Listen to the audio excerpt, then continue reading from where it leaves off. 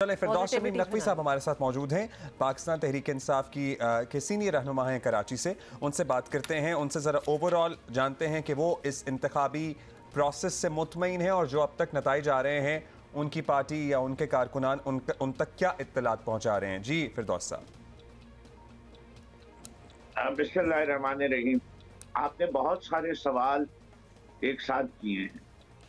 मेरा पहला सवाल सारे पाकिस्तान से है और ख़ास तौर से इलेक्शन कमीशन से है कि 16 घंटे गुजर जाने के बाद जियो जैसा चैनल जो है 246 में से तकरीबन सिर्फ 40 नशिस्तों की बात कर रहे हैं। तो इसके माने काउंटिंग का प्रोसेस कितना डिफिकल्ट हो गया, जबकि टर्नआउट भी जो है वो 11% है। यानी एक यूसी का रिजल्ट, मेरी यूसी का रिजल्ट आया जिधर से मैं जीता हूं, तो टोटल वोट जो कास्ट हुए हैं वो तकरीबन 5000 वोट कास्ट हुए हैं 48,000 में से, और उसका नतीजा मुझे रात के 12 बजे मिला। ये सिस्टम और ये प्रोसेस ही लोगों का lack of interest in democracy and election जो है ये वजह है। इस पूरे प्रोसेस को अगर आप देखें कितनी ज्यादा जेरीमेंडरिंग हुई है कि लोकल बॉडीज इलेक्शन जो कि डायरेक्टली लोगों का इलेक्शन होता है, सबसे ज्यादा कैंडिडेट्स होते हैं, उसमें इतना लो टर्नआउट कराची के अंदर क्या क्या वजूहात है। ये इलेक्शन 4 दफा पोस्टपोन हुआ, और कब पोस्टपोन हुआ? इलेक्शन की तारीख से 3 दिन पहले, 4 दिन पहले। और ये आखिरी वाला इलेक्शन जो कल हुआ है, इसका फैसला कि इलेक्शन हो रहा है या नहीं हो रहा, ये तो 24 घंटे पहले, 24 घंटे भी नहीं, कुछ लोग तो कहते हैं 12 घंटे। जी 12 घंटे पहले ही लोगों को पता लगा कि सुबह उन्होंने वोट कास्ट करना है, फिर वोटर लिस्टों के बहुत मसाइल हैं जहां लोग रहते हैं, सो ये सारे रिजर्वेशंस आपको इसी में वजन है कि 15% ऑन एन एवरेज जो है वोट शिफ्टिंग नजर आ रही है कॉन्स्टिट्यूएंसीज में। क्यों? इलेक्शन कमीशन ऑफ पाकिस्तान इसको ट्रांसपेरेंट नहीं करा। हमें 2018 की लिस्ट दे दे और 22 की दे दे, हम बता देंगे कि जी फिर एमक्यूएम जो तहफ़्फ़ुज़ात बताती थी या जिनका इजहार करती थी कि ये ठीक ना करें तो फिर इंतखाबात तब तक ना कराएं, उसमें वजन है। आप लोग उनके हम आवाज़ क्यों नहीं हुए उस मामले में? पीटीआई भी और एमक्यूएम भी अगर यक आवाज़ होते कि भाई ये वोटर लिस्टों के मामलात, लिमिटेशंस के मामलात ठीक करेंगे तो फ़ायदा होगा, अदरवाइज नहीं होगा फ़ायदा। अच्छा जी, अगर हम ये करेंगे तो इस मुल्क से जमहूरियत को खुदा हाफिज कह दीजिए। 1 सितंबर 2020 को बल्दियाती निज़ाम खत्म हुआ था। एमक्यूएम जागी है 2023 में, हम तो शोर मचा रहे हैं, हम कोर्ट भी गए हुए हैं। अगर नहीं होता, अदालतें इस मुल्क की इंसाफ नहीं देती, तो आप क्या करें? इलेक्शन के प्रोसेस को छोड़ दें ग्रेसफुली? अच्छा आप ये बताइए, तो आपने कहा कि आपके पास तमाम हथियार आपको इस्तेमाल करने होते हैं अपने आप को, बिकॉज इस मुल्क का जमहूरियत का रिकॉर्ड बहुत खराब है।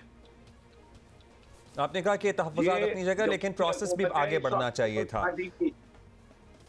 जी आपने कहा ये तहफ़्फ़ुज़ात आपकी अपनी जगह है, लेकिन प्रोसेस आगे बढ़ना चाहिए था और इंतखाब इन एनी केस होने चाहिए थे। अब ये बताइएगा फिरदौस साहब, पीटीआई की मैं उसकी वजह जी उसकी वजह बता देता हूँ जी। मैं अगर या हाफिज नईम या कोई और मेयर बन के कोई बात करता है तो वो पब्लिक का नुमाइंदा है, और इस वक्त मैं आपसे जो गुफ्तगू कर रहा हूँ वो मैं पाकिस्तान तहरीक इंसाफ के नुमाइंदे की हैसियत से कह रहा हूँ। दोनों की बातों में वजन बहुत फर्क हो जाता है।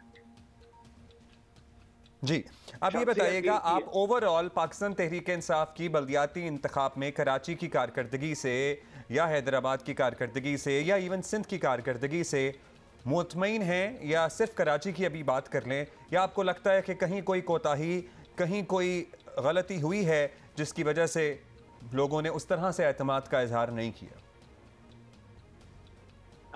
देखिए, पहली चीज, मैं तो इन सर्च ऑफ एक्सेलेंस रहता हूँ।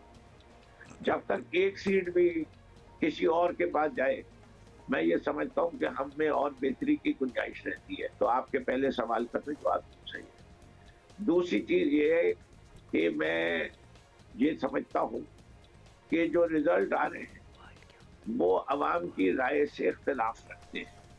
इससे कि इस वक्त पाकिस्तान तहरीक इंसाफ पूरे मुल्क और खुद इस शहर कराची में पीक ऑफ पॉपुलैरिटी पे थे, और ये जो नताइज आ रहे हैं वो किसकी अक्कासी नहीं कर रहे। जैसे कि अभी आपने करंगी का इलेक्शन देखा, NA 245 का महबूब मौलवी का इलेक्शन देखा, खुद वो भी जैसा इलेक्शन पीपल्स पार्टी ने चुराया था 237 का, वो देखा। हम इन 3 इलेक्शंस की बुनियाद पे काफी बड़ा सैंपल साइज है, कोई छोटा मोटा नहीं है। 3 कॉन्स्टिट्यूंसी, तो कराची का जो मूड था उसके अंदर रिजल्ट ये था कि 2 जगह MQM के चेयरमैन लड़ रहे थे, मोहित अनवर और नैयर, और दोनों जगह नैयर को 14,000 वोट मिले और PTI को 58,000 वोट मिले, और वहां मोहित अनवर को मिले 11,000 वोट और महमूद मौलवी साहब को 27,000 वोट। तो जब ऐसा वोट पूरे शहर में नजर आ रहा हो और उसके बाद ये नताइज आ रहे हो, और उससे पहले आप गवर्नर हाउस से बैठ के 3 जमातों को जमा होते देखें, फिर उसके साथ आप देखें कि एक जमात जो माजी में कोई इलेक्शन ही नहीं लड़ती, कोई बाई इलेक्शन नहीं लड़ा, जमात इस्लामी 35 करोड़ रुपए खर्च करती है, उनके हर ब्रिज पे बैनर लगता है, कभी वो बैनर उतरता भी नहीं। तो कमाल है ना। तो ये कमाल जिस तरह होता है वैसे ही हो रहा है आपके भी। अच्छा, आप समझते हैं कि कमाल जिस तरह होता है वैसे ही हो रहा है आपके भी। अच्छा, थोड़े से अपडेटेड वक्त की बात है ना कि कमाल का फायदा कभी कोई और उठाता है, कभी आप लोगों ने भी उठाया है भरपूर। अच्छा, अपडेटेड रिजल्ट्स भी आप अगर if you देखिए, प्लीज होल्ड ऑन। जी जी sir. If your sarcasm is in national interest, I have no problem. But this sarcasm is where this country it has led to this country. कि आज यहाँ जमहूरियत जो है वो आखिरी सांस ले रही है। किसी वक्त भी अगर इसी किस्म का होगा तो जब लोग बहुत तंग आ जाएंगे तो फिर ये पुरअमन इनकलाब जिसे वोट के जरिए लाया जाता है, ये रास्ता छोड़ के। तो नकवी साहब, बड़ा सीरियस सवाल है, आपको लगता है कि कराची में बल्दियाती इंतखाबात में आपका मैंडेट चुराया गया है? ये सीरियसली आपसे पूछ रहा हूँ। जी मैं ये समझता हूँ, इसीलिए तो आपसे ये गुफ्तगू हो रही है कि जी मैंने आपको बाकायदा सबूत दिए कि कोई स्मॉल सैंपल साइज नहीं था। इलेक्शन कमीशन ऑफ पाकिस्तान जो कि हमारे फेवर में नहीं है, उसकी कंडक्टेड एक्सरसाइज थी। उस कंडक्टेड एक्सरसाइज के रिजल्ट्स आपको बता रहा हूँ। जी जी, ये नहीं है कि किसी पल्स का सर्वे हो जो कि खुद जमात इस्लामी के एक रुकन ने जिन्होंने किया हो, या IRS ग्लोबल का हो, या गैलप का हो। सो आपको लगता है कि बल्दियाती इंतखाब में आपका अच्छा फिरदौस साहब, ये अब जरा अपडेटेड नंबर्स हैं, कुछ रिजल्ट्स आना स्टार्ट हो रहे हैं, आपको अपडेट भी कर दें और आवाम भी जो हमें इस वक्त देख रहे हैं। 51 UCs के रिजल्ट्स आ चुके हैं। इस वक्त टॉप पे पीपल्स पार्टी है 26 सीटों के साथ, फिर जमात इस्लामी है 12 और PTI उसके बाद लास्ट में इस वक्त 11 सीटों के साथ आ रही है। ये updated figures as of right now हमारे साथ हैं। तो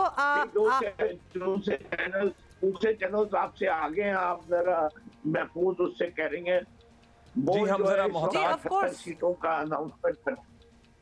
जी अच्छा, मैं मुझे आपके चैनल की नहीं, उसके लिहाज से आप जमात इस्लामी को आगे दिखा रहे हैं, पीपल्स पार्टी को दूसरे नंबर पे और हमें तीसरे नंबर पे 21 पे दिखा रहे हैं।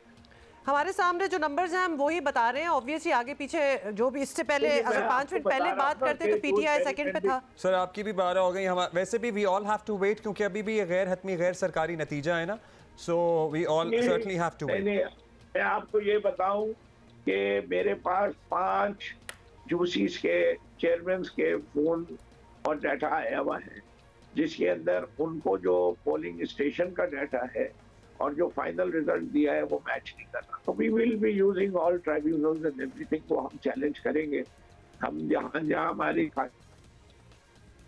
अच्छा चले, we will wait for the numbers, we will not talk about the numbers, लेकिन इवेंचुअली अगर कोalition अगर करनी पड़ी फिरदौस साहब, तो आप प्रेफर किसे करेंगे? पीपल्स पार्टी के साथ, जमात इस्लामी के साथ, किसके साथ आपको लगता है कि काम बन भी सकता है और काम हो भी सकता है? देखिए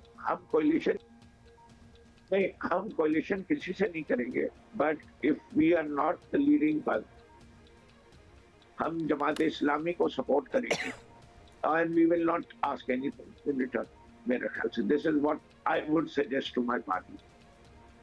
सही, this is what you would suggest to your party. अगर जमात इस्लामी इन केस अगर लीड करती है तो आपकी सपोर्ट उनके साथ होगी और आप उनसे इन रिटर्न कुछ नहीं मांगेंगे फेवर? हम पीपल्स पार्टी को कराची दुश्मन जमात समझते हैं, सिंध दुश्मन जमात समझते हैं, 15 साल से जो इस शहर का बेड़ा गर्क किया हुआ है उसका जिम्मेदार समझते हैं।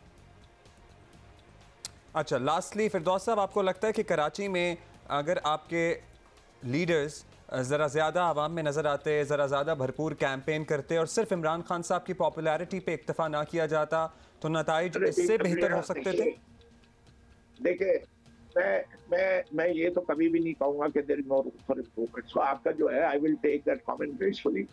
और इवन डिफीट भी जो होती है वो कोई आखिरी हर्फ नहीं होता। इलेक्शन लड़े जाते हैं, एक पार्टी जीतेगी, एक हारेगी, इसमें परेशान होने की ऐसी बात नहीं। As long as fair and free election. All right, as long as fair and free election. लेकिन क्या आप इसको फेयर एंड फ्री इलेक्शन समझते हैं? मैं मेरे ख्याल से 15 मिनट से जो राग अलाप रहा हूँ वो यही कह रहा हूँ कि I do not accept this election result. It is not reflecting the wishes of the people. बस ये ब्लैक एंड व्हाइट में हमने जानना था, तो वो आपने बहुत शुक्रिया फिरदौस साहब हमसे बात करने का।